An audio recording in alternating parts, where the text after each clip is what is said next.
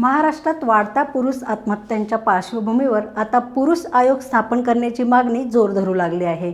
रयत विद्यार्थी विचार मंचाचे पश्चिम महाराष्ट्र प्रभारी अध्यक्ष अक्षय तानाजी चव्हाण यांनी मुख्यमंत्री देवेंद्र फडणवीस, उपमुख्यमंत्री एकनाथ शिंदे आणि सातारा जिल्हा अधिकाऱ्यांना निवेदन देत ही मागणी केली आहे। NCRBच्या अहवालानुसार महाराष्ट्रात पुरुष आत्महत्येचे प्रमाण चिंताजनक असून कौटुंबिक व मानसिक छळ, खोटे गुन्हे तसेच कायद्याचा गैरवापर यामुळे अनेक पुरुष मानसिक आणि आर्थिक तणावाखाली असल्याचा दावा करण्यात आला आहे। या निवेदनात पुरुषांसाठी स्वतंत्र हेल्पलाईन, समुपदेशन केंद्र, तक्रार निवारण यंत्रणा आणि खोट्या तक्रारीची निष्पक्ष चौकशी करण्याची मागणी करण्यात आली आहे। तसेच पोलीस आणि प्रशासनाला संवेदनशील व लिंगनिरपेक्ष प्रशिक्षण देण्याचाही मुद्दा मांडण्यात आला आहे।